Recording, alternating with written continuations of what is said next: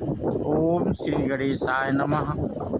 आज मित्रों इस वीडियो के माध्यम से हम बात करेंगे श्री रामचरितमानस अयोध्या कांड से। ये प्रसंग हमने मित्रों लिया है श्री राम भरत संवाद। ये चित्रकूट में जब भरत जी गए हैं राम को वापस लाने के लिए, तो मित्रों ये वहाँ का संवाद है। और आज हमने अपने पिछले वीडियो में जनक और वशिष्ठ जी के संवाद के बारे में आप लोगों से जानकारी साझा किए थे। उसी के आगे का संवाद इस वीडियो के माध्यम से हम आप लोगों से साझा करेंगे बिना देरी के। राम सपथ सुनि मुनि जनक सकुचे सभा समेत, सकल बिलोकत भरत मुखो बनहि न उतरु देत। श्री रामचंद्र जी की शपथ सुनकर सभा समेत मुनि और जनक जी सकुचा गए, स्तंभित रह गए। किसी से उत्तर देते नहीं बनता, सब लोग भरत जी का मुंह ताक रहे हैं। भरत जी ने सभा को संकोच के वश देखा। राम बंधु भरत जी ने बड़ा भारी धीरज धर कर और कुछ समय देकर अपने उमड़ते हुए प्रेम को संभाला, जैसे बढ़ते हुए विंध्याचल को अगस्त्य जी ने रोका था। शोक रूपी हिरण्याक्ष ने सारी सभा की बुद्धि रूपी पृथ्वी को हर लिया, जो विमल गुण समूह रूपी जगत की योनि उत्पन्न करने वाली थी। भरत जी के विवेक रूपी विशाल बराह रूपधारी भगवान ने शोक रूपी हिरण्याक्ष को नष्ट कर बिना ही परिश्रम उसका उद्धार कर दिया। भरत जी ने प्रणाम करके सबके प्रति हाथ जोड़े तथा श्री रामचंद्र जी, राजा जनक जी, गुरु वशिष्ठ जी और साधु संत सबसे विनती की और कहा, आज मेरे इस अत्यंत अनुचित बर्ताव को क्षमा कीजिएगा। मैं कोमल छोटे मुख से कठोर धृष्टतापूर्ण वचन कह रहा हूँ। फिर उन्होंने हृदय में सुहावनी सरस्वती का स्मरण किया। वे मानस उनके मन रूपी मानसरोवर से उनके मुखार बिंदु पर आर विराजे। निर्मल विवेक धर्म और नीति से युक्त भरत जी की वाणी सुनकर हंसिनी के समान गुण दोष का विवेचन करने वाली है। निरखि विवेक बिलोचन ही शिथिल स्नेह समाज, करि प्रणाम बोले भरत सुमिर सिय रघुराज। विवेक के नेत्रों से सारे समाज को प्रेम में शिथिल देख सबको प्रणाम कर श्री सीता जी और श्री रघुनाथ जी का स्मरण करके भरत जी बोले, कहा, हे प्रभु, आप पिता माता सुहद मित्र गुरु स्वामी पूज्य परम हितैषी और अंतर्यामी हैं। सरल हृदय श्रेष्ठ मालिक, शील के भंडार, शरणागत की रक्षा करने वाले सर्वज्ञ सुजान हैं। समर्थ शरणागत का हित करने वाले, गुणों का आदर करने वाले और अवगुणों तथा पापों को हरने वाले हैं। हे गोसाई, आप सरीखे स्वामी आप ही हैं और स्वामी के साथ द्रोह करने में मेरे समान मैं ही हूँ। मैं मोहवश प्रभु आपके और पिताजी के वचनों का उल्लंघन कर और समाज बटोर कर यहाँ आया हूँ। जगत में भले बुरे, ऊंचे और नीचे, अमृत और अमर पद, देवताओं का पद, विष और मृत्यु आदि, किसी को भी कहीं ऐसा नहीं देखा सुना जो मन में भी श्री रामचंद्र जी आपकी आज्ञा को मेट दे। मैंने सब प्रकार से वही डिठाई की, परंतु प्रभु ने उसे डिठाई को स्नेह और सेवा मान लिया। हे नाथ, आपने अपनी कृपा और भलाई से मेरा भला किया, जिससे मेरे दूषण दोष भी भूषण गुण के समान हो गए और चारों ओर मेरा सुंदर यश छा गया। हे नाथ, आपकी रीत और सुंदर स्वभाव की बड़ाई जगत में प्रसिद्ध है और वेद शास्त्रों में गाई है। जो क्रूर, कुटिल, दुष्ट, कुबुद्धि, कलंकी, नीच, शील रहित, निराशावादी, नास्तिक और निःशंक निडर हैं, उन्हें भी आपने शरण में सम्मुख आया सुनकर एक बार प्रणाम करने पर ही अपना लिया। उन शरणागतों के दोषों को देखकर भी आप कभी हृदय में नहीं लाए और उनके गुणों को सुनकर साधुओं के समाज में उनका बखान किया।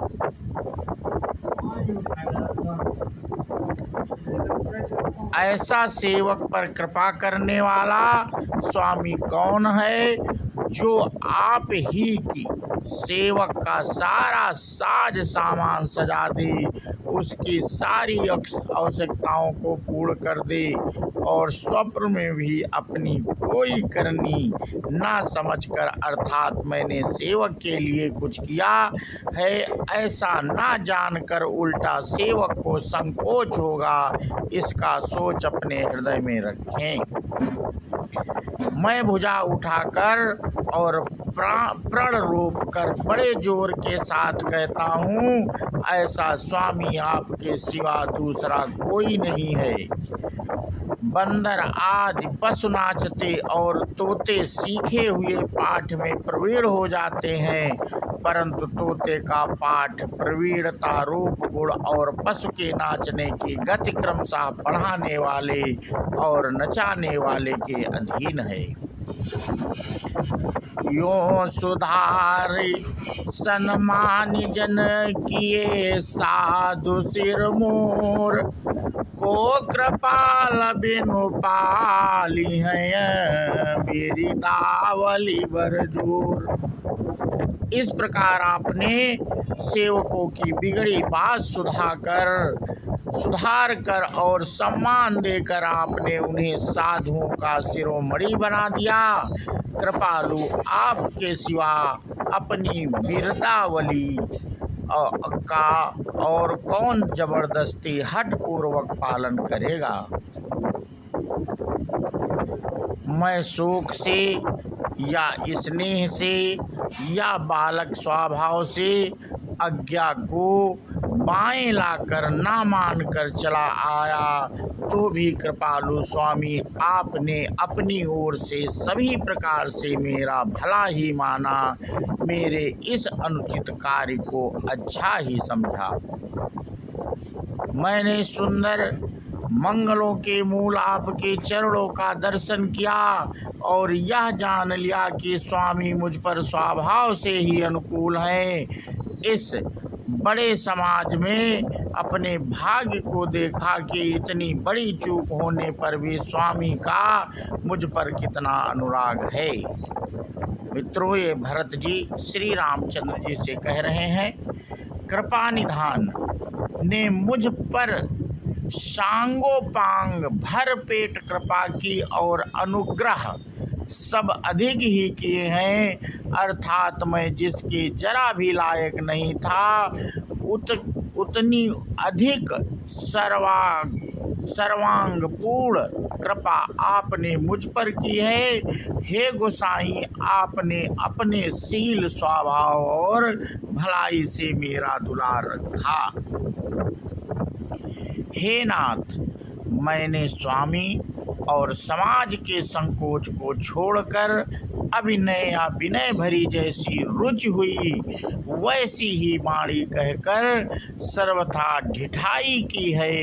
हे देव, मेरे अंतर्भाव आतुरता को जानकर आप क्षमा करेंगे। सुहद सुजान सुसाही बही, बहुत कहब बड़ी खोरी, आय सुदेई देव अब सबई सुधारी मोरी। सुहद बिना ही हेतु के हित करने वाले बुद्धिमान और श्रेष्ठ मालिक से बहुत कहना बड़ा अपराध है। इसलिए हे देव, अब मुझे आज्ञा दीजिए, आपने मेरी सभी बातें सुधार दी। प्रभु, आपके चरण कमलों की रज जो सत्य सुकृत्य पूर्ण और सुख की सुहावनी सीमा अवधि है, उसकी दुहाई करके मैं अपने हृदय को जागते सोते और स्वप्न में भी बनी रहने वाली रुचि इच्छा कहता हूँ। वह रुचि है कपट स्वार्थ और अर्थ धर्म काम मोक्ष रूप चारों फलों को छोड़कर स्वाभाविक प्रेम से स्वामी की सेवा करना और अपनी आज्ञा पालन के समान श्रेष्ठ स्वामी की ओर कोई सेवा नहीं है। हे देव, अब वही आज्ञा रूप प्रसाद सेवक को मिल जाए। भरत जी ऐसा कहकर प्रेम के बहुत ही विवश हो गए। शरीर पल पुलकित हो उठा, नेत्रों में प्रेमाश्रुओं का जल भर आया। अकुलाकर व्याकुल होकर उन्होंने प्रभु श्री रामचंद्र जी के चरण कमल पकड़ लिए। उस समय को और स्नेह को कहा नहीं जा सकता। कृपा सिंधु श्री रामचंद्र जी ने सुंदर वाणी से भरत जी का सम्मान करके हाथ पकड़कर उनको अपने पास बिठा लिया। भरत जी की विनती सुनकर और उनका स्वभाव देखकर सारी सभा और श्री रघुनाथ जी स्नेह से शिथिल हो गए।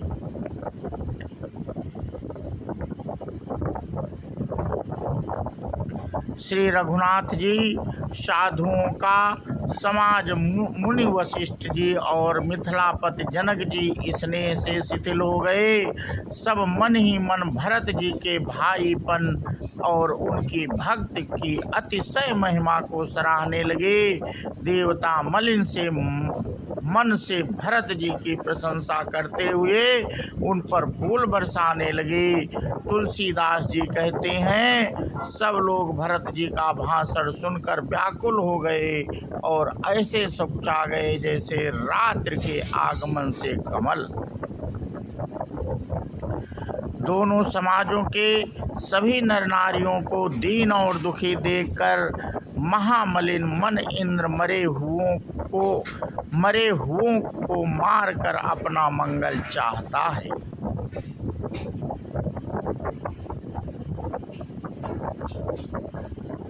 देवराज इंद्र कपट और कुचाल लाभ ही प्रिय है।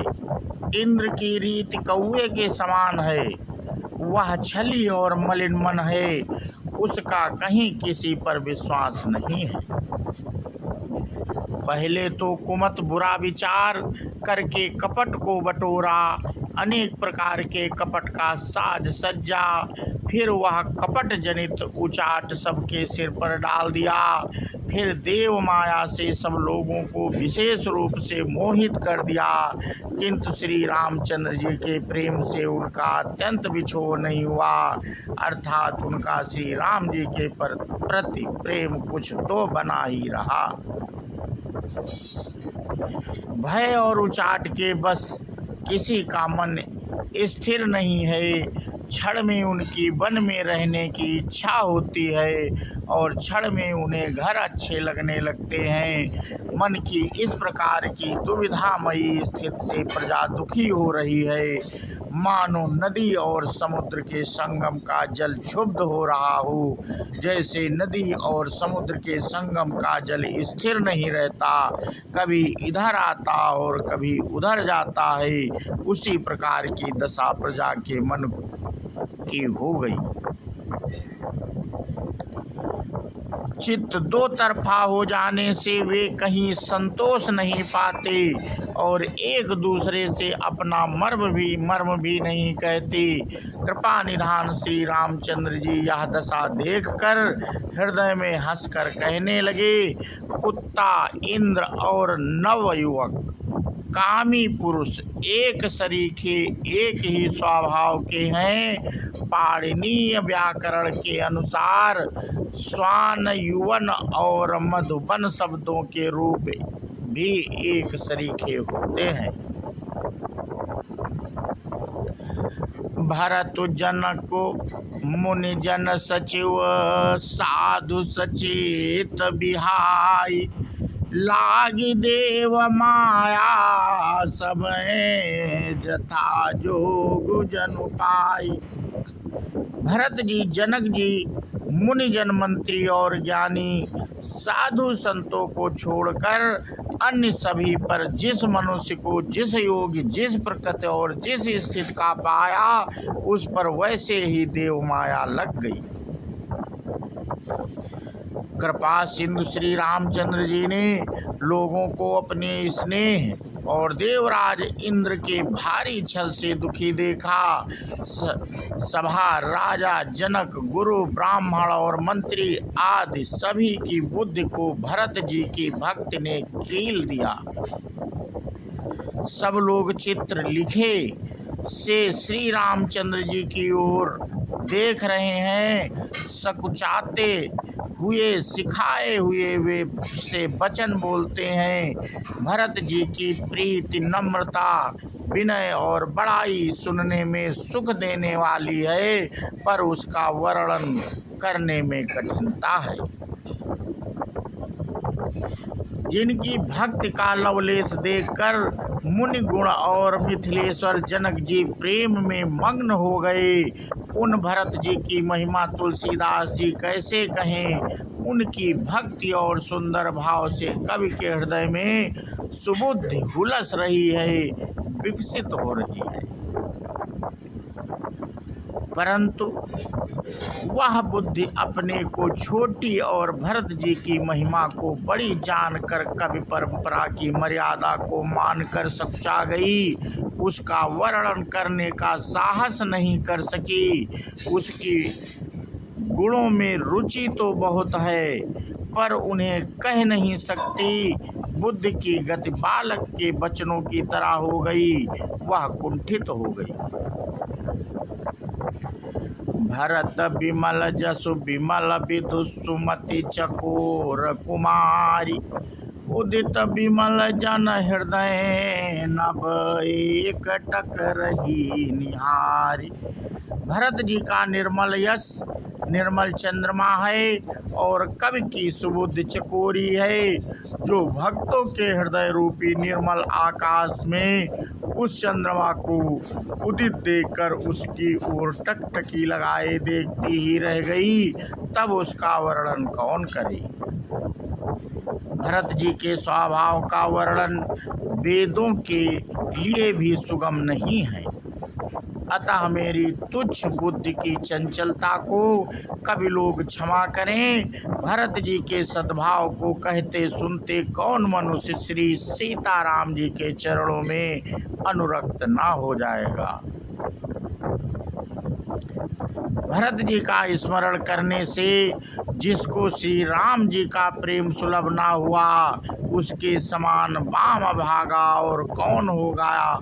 दयालु और सुजान श्री राम जी ने सभी की दशा देखकर और भक्त भरत जी के हृदय की स्थिति जानकर, धर्म धुरंधर धीर नीति में चतुर, सत्य, स्नेहशील और सुख के समुद्र, नीति और प्रीति के पालन करने वाले श्री रघुनाथ जी देश काल अवसर और समाज को देखकर तदनुसार ऐसे वचन बोले जो मानो वाणी के सर्वज्ञ ही थे, परिणाम में हितकारी थे और सुनने में चंद्रमा के रस अमृत सरीखे थे। उन्होंने कहा, हे तात भरत, तुम धर्म की धुरी को धारण करने वाले हो, लोक और वेद दोनों के जानने वाले और प्रेम में प्रवीण हो। कर्म वचन मानस विमल तुम समान तुम तात, गुरु समाज लघु बंधु गुण कुसमय किमि कहीं जात। हे तात, कर्म से, वचन से और मन से निर्मल तुम्हारे समान तुम ही हो। गुरुजनों के समाज में और ऐसे कुसमय में छोटे भाई के गुण किस तरह कहे जा सकते हैं। हे तात, तुम सूर्य कुल की रीति को, सत्य प्रतिज्ञ पिताजी की कीर्ति और प्रीति को, समय समाज और गुरुजनों की लज्जा मर्यादा को तथा उदासीन मित्र और शत्रु को सबके मन की बात को जानते हो। तुमको सबके कर्मों, कर्तव्यों और अपने तथा मेरे परम हितकारी धर्म का पता है। यद्यपि मुझे तुम्हारा सब प्रकार से भरोसा है, तथापि मैं समय के अनुसार कुछ कहता हूँ। हे तात, पिताजी के बिना उनके अनुपस्थित में हमारी बात केवल गुरुवंश की कृपा ने ही संभाल रखी है, नहीं तो हमारे समेत प्रजा कुटुंब परिवार सभी बर्बाद हो जाते।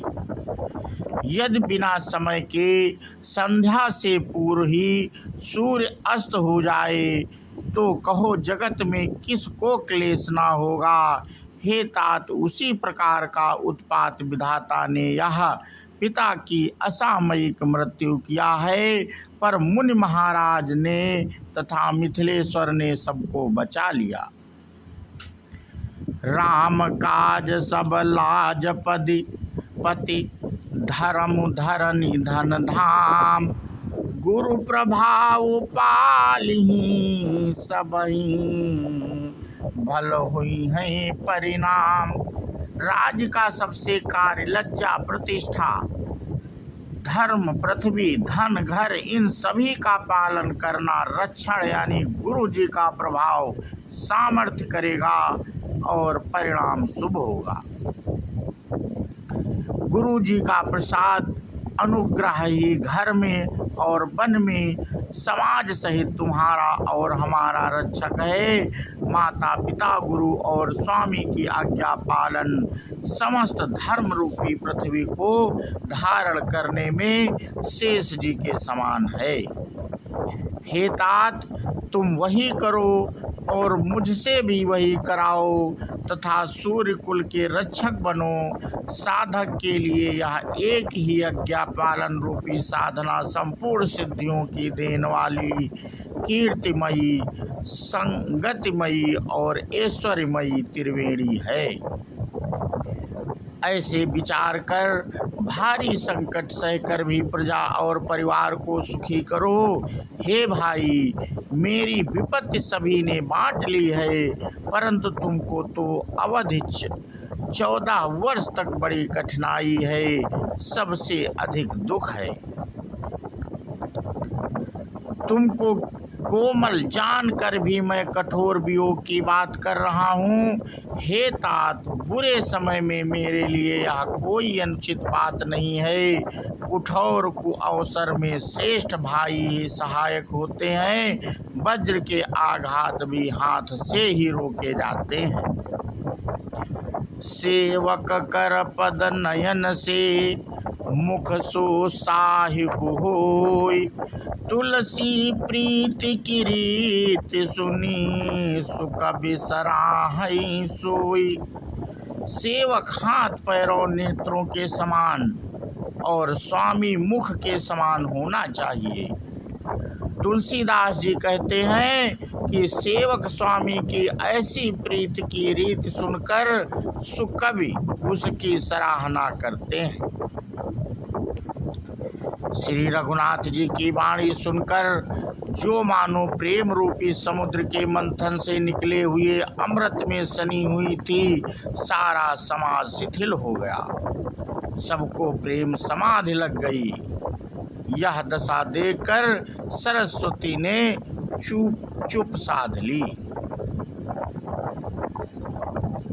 भरत जी को परम संतोष हुआ। स्वामी के सम्मुख अनुकूल होते हुए ही उनके दुख और दोषों ने मुंह मोड़ लिया।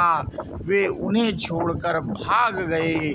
उनका मुख प्रसन्न हो गया और मन का विषाद मिट गया, मानो गूंगे पर सरस्वती की कृपा हो गई।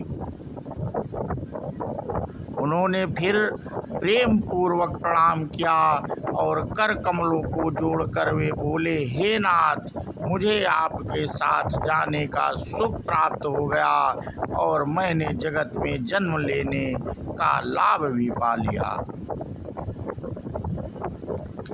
हे कृपालु, अब जैसी आज्ञा हो उसी को मैं सिर पर धरकर आदर पूर्वक करूं, परंतु देव आप मुझे वह अवलंबन कोई सहारा दें जिसकी सेवा कर मैं अवधि का पार पा जाऊं, अवधि को बिता दूं। देव देव अभिषेक गुरु अनुशासन उपाय, आने वो सब तीरथ सलिलू, ते ही कहाँ का हर जाए। हे देव, स्वामी आपके अभिषेक के लिए गुरु जी की आज्ञा पाकर मैं सब तीर्थों का जल लेता आया हूँ, उसके लिए क्या आज्ञा होती है। मेरे मन में एक और बड़ा मनोरथ है जो भय और संकोच के कारण कहा नहीं जाता। श्री रामचंद्र जी ने कहा, हे भाई, कहो। तब प्रभु की आज्ञा पाकर भरत जी स्नेहपूर्ण सुंदर वाणी बोले, आज्ञा हो तो चित्रकूट के पवित्र स्थान, तीर्थ, वन, पक्षी, पशु, तालाब, नदी, झरने और पर्वतों के समूह तथा विशेषकर प्रभु आपके चरण चिन्हों से अंकित भूमि को देखाऊं। श्री रघुनाथ जी बोले, अवश्य ही। अत्र ऋषि की आज्ञा को सिर पर धारण करो। उनसे पूछकर वे जैसा कहें वैसा करो और निर्भय होकर वन में विचरो। हे भाई, अत्र मुनि के प्रसाद से वन मंगलों का देने वाला परम पवित्र और अत्यंत सुंदर है। और ऋषियों के प्रमुख अत्रि जी जहाँ आज्ञा दें वहीं लाया हुआ तीर्थों का जल स्थापित कर देना। प्रभु के वचन सुनकर भरत जी ने सुख पाया और आनंदित होकर मुनि अत्रि जी के चरण कमलों में सिर नवाया। भरत राम संवाद सुनी सकल सुमंगल मूल, सुर स्वार्थी सराहि कुल, बरसत सुर तरुफूल। समस्त सुंदर मंगलों का मूल भरत जी और श्री रामचंद्र जी का संवाद सुनकर स्वार्थी देवता रघुकुल की सराहना करके कल्प वृक्ष के फूल बरसाने लगे। भरत जी धन्य हैं, स्वामी श्री राम जी की जय हो। ऐसा कहते हुए देवता बलपूर्वक अत्यधिक हर्षित होने लगे। भरत जी के वचन सुनकर मुनि वशिष्ठ जी, मिथिलापति जनक जी और सभा में सब किसी को बड़ा उत्साह आनंदित हुआ। भरत जी और श्री रामचंद्र जी के गुण समूह तथा प्रेम की विदेह राज जनक जी पुलकित होकर प्रशंसा कर रहे हैं। सेवक और स्वामी दोनों का सुंदर स्वभाव है। इनके नियम और प्रेम पवित्र को भी अत्यंत पवित्र करने वाले हैं। मंत्री और सभासद सभी प्रेम मुग्ध होकर अपनी बुद्धि के अनुसार सराहना करने लगे। श्री रामचंद्र जी और भरत जी का संवाद सुन सुन कर दोनों समाजों के हृदय में हर्ष और विषाद, भरत जी के सेवा धर्म को देखकर हर्ष और राममयी वियोग की संभावना से विषाद दोनों हुए। श्री रामचंद्र जी की माता कौशल्या जी ने दुख और सुख को समान जानकर श्री राम जी के गुण कहकर दूसरी रानियों को धैर्य बंधाया। कोई श्री राम जी की बड़ाई बड़प्पन की चर्चा कर रहे हैं तो कोई भरत जी के अच्छेपन की सराहना करते रहते हैं। तो मित्रों, आज हम अपना प्रसंग यहीं पे समाप्त करते हैं। बोलो सियावर रामचंद्र की जय हो, हनुमान जी की जय हो। जय हिंद, जय भारत, वंदे मातरम।